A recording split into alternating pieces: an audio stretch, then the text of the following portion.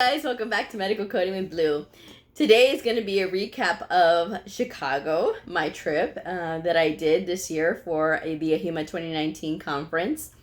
It was a lot of fun. I met a lot of people and I did a lot of different classes. So last year's theme was about leadership, and this year it was sort of just different variety of classes that I took this year.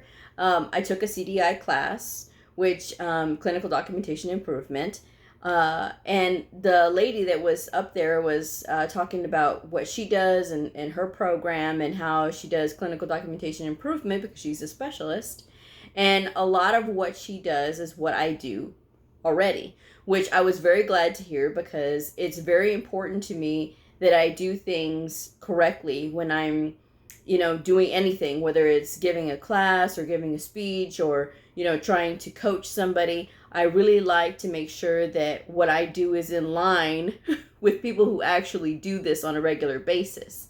So I always say that, anytime I can coach anybody, whether it's a provider or another coder, I'm all about it because I like to share what I know.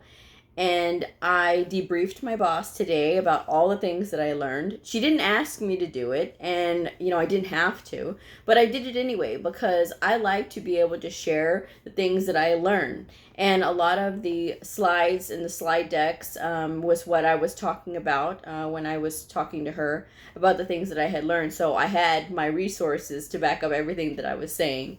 And she was very excited to know that I had learned so much, And I think that, sharing that information is very important.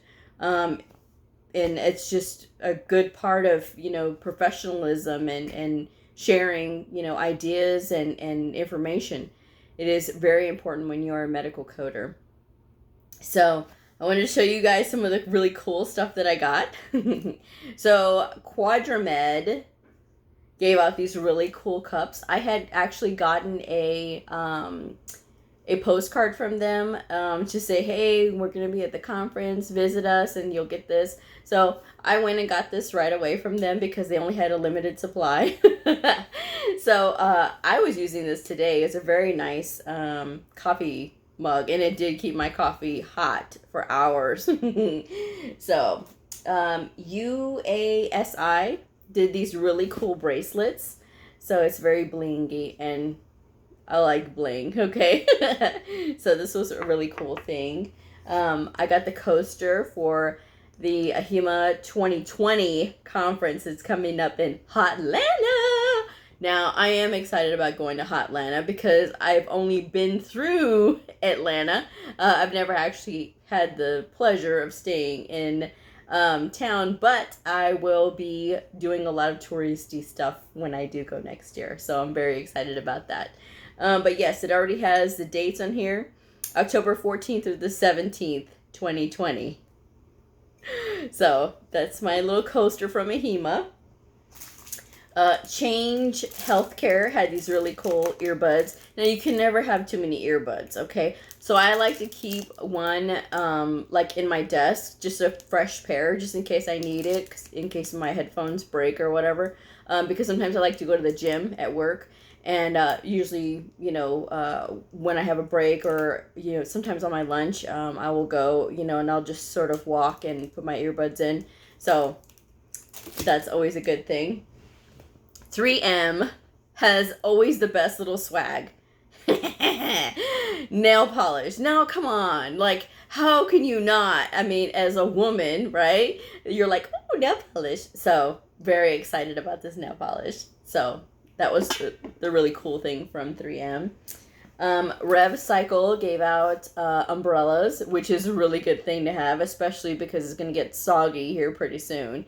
It did get soggy when we were out in Chicago, but it wasn't, it was just like it would rain, but it would like stop like right away. So it didn't really like rain very long. So didn't get a chance to break this out, but I'm pretty sure I will be able to get a chance to break it out pretty soon. Now, this little guy from E4, right? This is a cell phone holder. Believe it or not, this does hold a cell phone. So I've had this little guy before. I've gotten him like a couple of years ago, and I actually had coworkers fighting over him because they wanted it. They were like, "Oh my god, it's so cute! I want it!" So this is a cell phone holder, but this one is mine. Okay, I said this year, no, he's mine. So that was that. A back scratcher from him. Imagine. Now, hello. We all need these from time to time because, like, you just can't. You don't want to look like a bear, be rubbing up on the wall. You know, this is perfect for that. Let's see, what else we got here? Oh, and then UT Health, University of Texas Health Science Center at Houston. They gave out these really cool little reusable bags, which is always a good thing. And I like the shape of it because it's not like just down and straight. It actually does have a little bit of a shape to it. And then the luggage tags. AHIMA gives out the luggage tags every year for the next conference. So this one is for Georgia. I have all the ones except for the ones from LA. No, I think I do have a tag from LA. I don't have the one for Miami. That was what it was because I missed out on the LA conference. So, but yeah. So they have these really neat little luggage tags. Very cool. And then 3M gave out their really awesome little book, which I love these because, like, being able to jot down stuff is really good. These are always, you can never have too many of these because even now that I do a lot of the my video prep, I always have to write stuff down. So I did get a good deal on some spiral notebooks at the beginning of school time. So that's what I've been using. So I will be using my 3M book later on. Let's see what else. Oh, and if you're familiar with my Instagram page, you'll know when you see this. Now, I know it shows it backwards, but iodine, right? They had this really cool koozie. Now, other than the fact that it's purple, which makes it awesome, okay? On the back, and I know the code is backwards, so I'll just read it to you guys. It's F10.9, which is alcohol use unspecified. This is possibly one of my most favorite things from conferences this year. This is really cool, but a lot of people have been asking me about this. But this is like I said, this is like one of my favorites. Like, how freaking cute is this? So very cool. I like that. I have a premium membership with AHIMA, so I did get this little AHIMA gift bag. It's just this. It's like a I don't want to say it's like a wine bag, but it's like a reusable, like it could hold a wine bottle. But this is the little AHIMA premium member water bottle, and then it's got like a pen in it and stuff, and little drink mix. So I thought that was really cute. What else? Oh, yes. So how cute is this little guy? See, Just Associates, they always have the cutest little bears. And every year, yes, I do collect them every single year that I go. So he's going into the collection as well.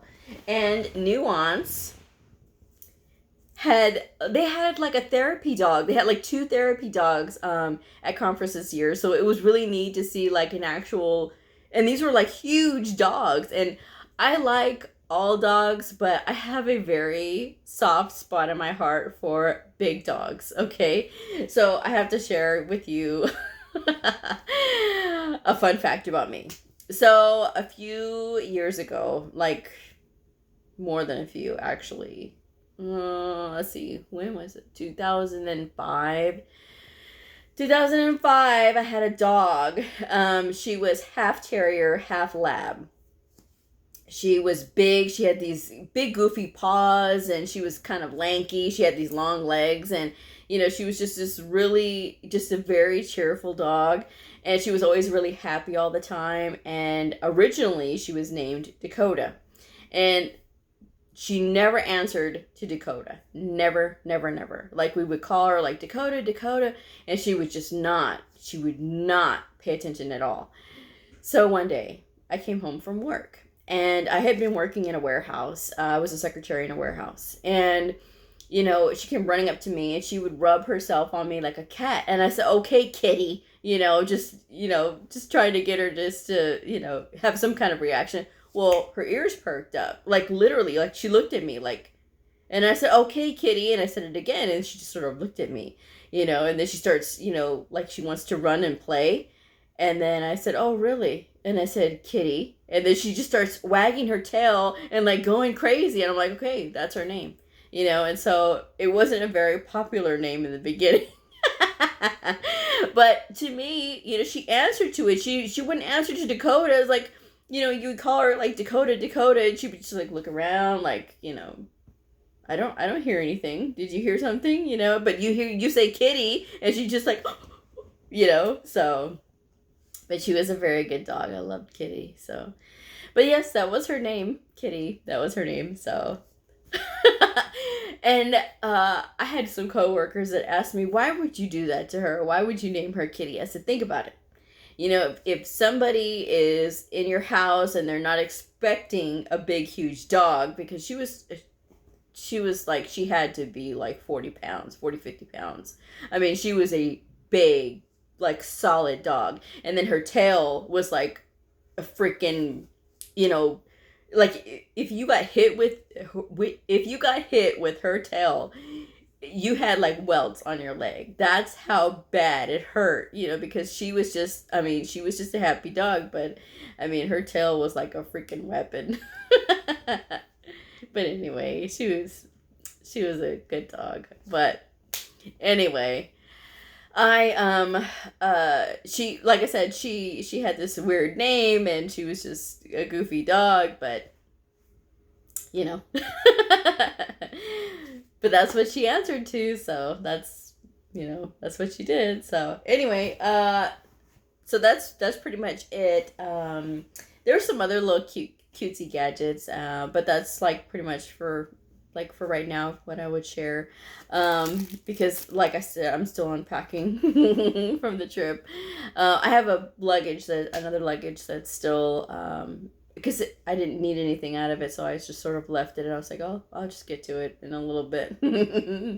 I still have to cook later on, because I'm gonna be doing it's not a potluck. I don't call it a potluck if I'm bringing something in, but I have a get together tomorrow, so I'm gonna be cooking some taco soup.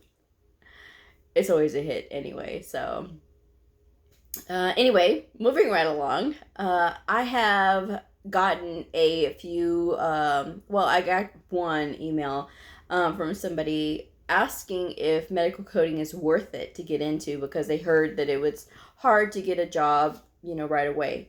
So let's talk about this. Yes, it is hard to get into. Medical coding is very hard to get into.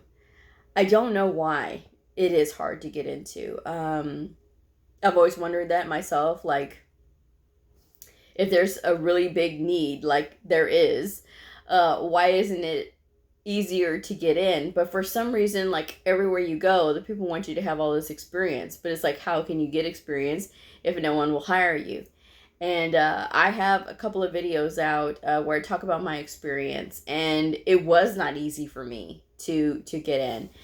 I literally had to push and push and push in order to get in. I had a wonderful support system. That's what really helped me. My mom, may she rest in peace.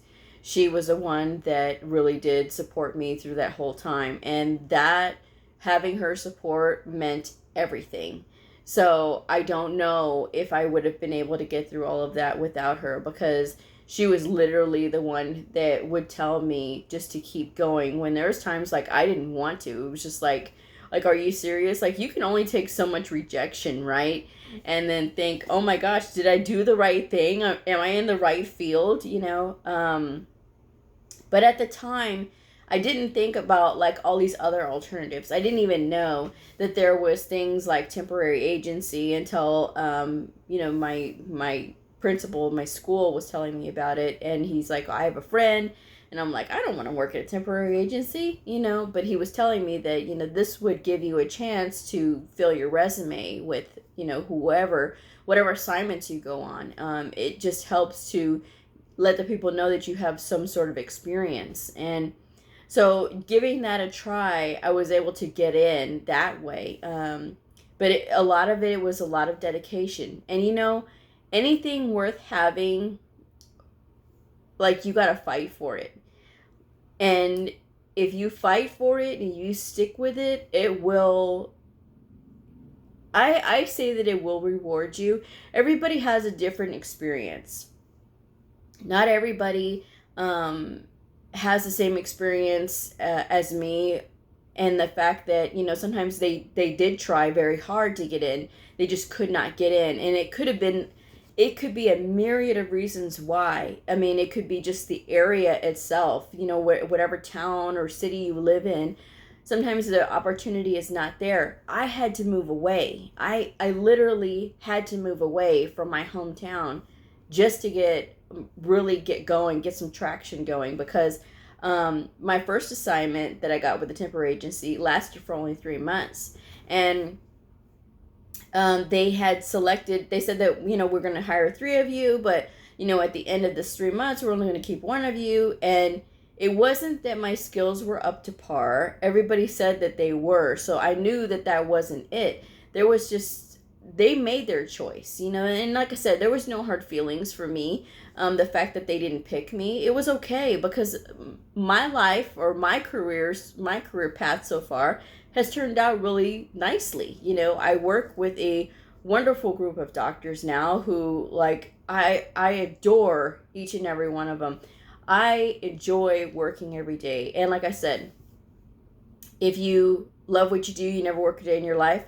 That's how I feel now. I mean, that's how I feel when I go to work. And like I said, sometimes, like, I know it sounds nerdy, but I can't wait to get to work. And then there's sometimes that I don't want to go home, because it's just like I'm so into what I'm doing, or I've had such a great day talking with my providers. And not to say that it's always like that, because there are some days when I come out of there and I'm just like completely like, because I do get hard days, I do get hard days, even though I adore my providers. Sometimes they do give me a hard time, and sometimes they just don't want to do what I asked them to do, and sometimes you do this with people that you feel comfortable with, and you know that they're not going to judge you for it, and they know that I don't judge them. They know that I understand that sometimes they have hard days too, and that they need to just be able to say, no, I'm not doing this, or no, I'm not doing that. But at the end, they always come around, and they come back around, and they say, you know what, you're right, I'm sorry, or you know what, I'm going to go ahead and do this, or I see your point, I understand. This is why I'm patient with them, because I understand all of these things. And I'm very fortunate that we have this good relationship. But that took time to cultivate. So that's just something to think about. If you're on the fence about whether or not you should, I'm trying to suppress a sneeze. That's why you keep seeing me pause. I didn't want to. I didn't want to have to do that, but last couple of weeks my throat's been kind of scratchy. It's sort of slowed down, but I could still feel it. It's like that nagging feeling, but it's allergies, and I hate it. But anyway, like I was saying, if you're on the fence about whether or not you want to get into medical coding, because like maybe you want to change your life, but you're not really sure, because it is hard to think about, gosh, if I do all of this schooling and then I can't get a job. I worked a lot. I worked 2 and 3 jobs when I was in school. And I did bartending. I worked at a halfway house. I did a lot of things to try to stay afloat. And like I said, I did have a wonderful support system with my mom. and her encouragement and everything. Because back at that time, I didn't think also to look on YouTube for other medical coders out there, and there's other channels for medical coding. There's other medical coders that have their own channels. I make it a point not to look at any other medical coders channels because I want all of my content to stay clean. I want no influence from anybody on the outside. I want to be able to just be, me and you guys, and that's it. That's I don't I want my content to stay original as possible. Even though a lot of times, we all talk about the same topics, like what it takes to be a medical coder and how did I start and that kind of thing. But I don't want anybody else's opinions or views in my head when I'm talking with you guys.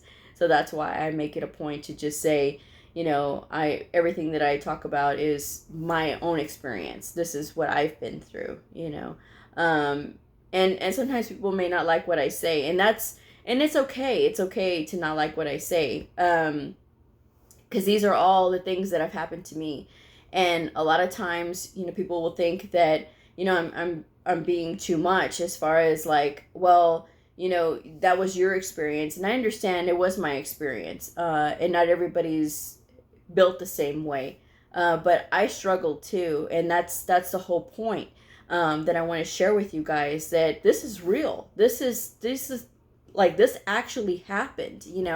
I worked all of these jobs. I didn't want to keep doing these jobs. That was my whole thing. I stood on my feet. I worked at a concession stand, and it was at a stadium. And in the stadiums, they don't have carpet, right? So it's all like cement, and you're on your feet, and it does not matter how cushiony your shoes are, how good your shoes are, your feet are killing you by the end of the night. And I was literally on my feet 10 and 12 hours a day. Literally. So I would be like at school during the week, and then my weekends were literally on my feet. And if I wasn't on my feet at the stadium, I was at a halfway house working with people who needed to have like some supervision. And so that was hard too as well, because now you have to be mentally just on guard to make sure that everybody's going to be okay, and you got to drive them here and drive them there, and you got to watch them because they try to be funny and maybe hide from you, and it's just like, oh my gosh, those nerve-wracking moments when they would hide. It was so scary, but thankfully I only worked with a really small group, and they didn't do that to me too much, but they did it to other people, and that was really hard, because you're responsible for other people. So I share my experiences with you guys because I want you guys to know that there is hope. There is hope for this profession. I worked hard to get my first job. And then when I got my second job, it was literally a leap of faith because, like I said, I had to move away from home. And I literally moved to a town where I knew nobody. I literally knew not a soul when I went there.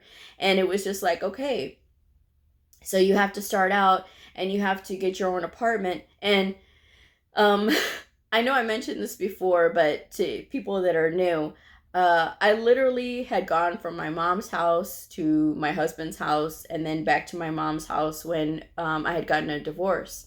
And so it was a very hard time in my life. I was still really young, I was in my early 20s, mid 20s.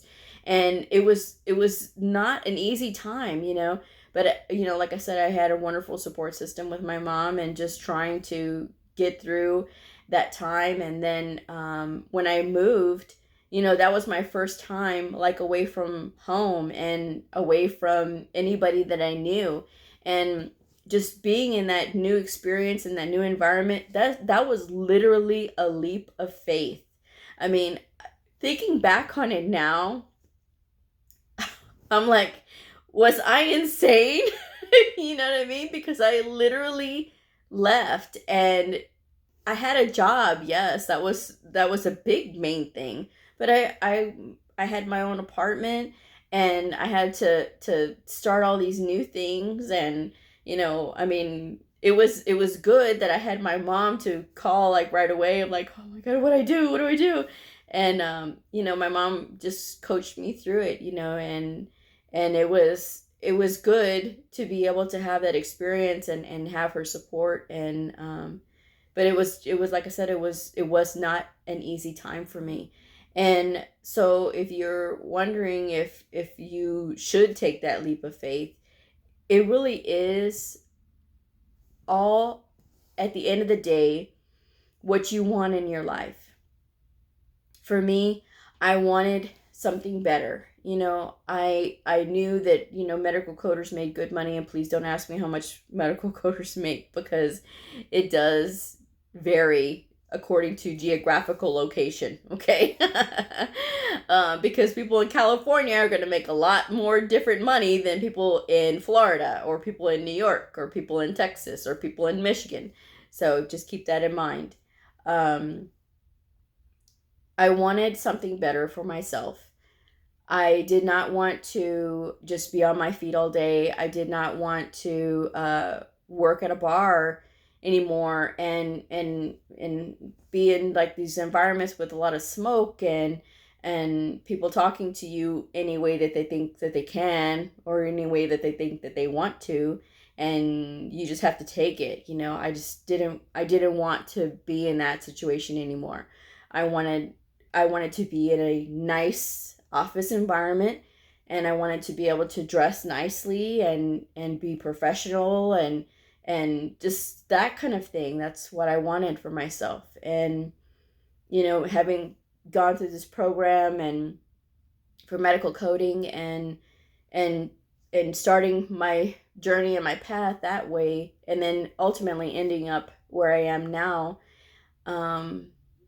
like I said, it was literally all faith. Like, you have to believe in yourself, and you have to know where you're going. And that, in my mind, I had a path in my mind, because I knew that I wanted to get back home so that I could be closer to my mom. And getting here was part of that goal, because this was as close as I could get to my hometown. And just sort of going through all of that. And you guys, if you've seen my other videos, and I don't want to get choked up. And it's because it's real easy to get choked up, because you start thinking about that time. But I just want you guys to think that if you are sort of considering, well, maybe I should go into it, maybe I should start it, don't let all the other negative stuff get in your head. If you want to start it, go for it. Because you can't just always sort of be ambivalent about it. You have to make a decision. Either you're going to do it or you're not. And don't let anybody that's negative get in your head either. If you want that, if that is your goal, to be a medical coder, to do something different with your life, then go for it. The only one that's stopping you is you at that point, because you're the only one that's going to be able to say, yes, I can do this. Yes, I can make this goal and complete this goal. You're the only one that can. No one else can do it for you. I can give you encouragement. I can tell you that it's not going to be an easy road. Is it worth it? Absolutely. If you stick with it. It was worth it for me.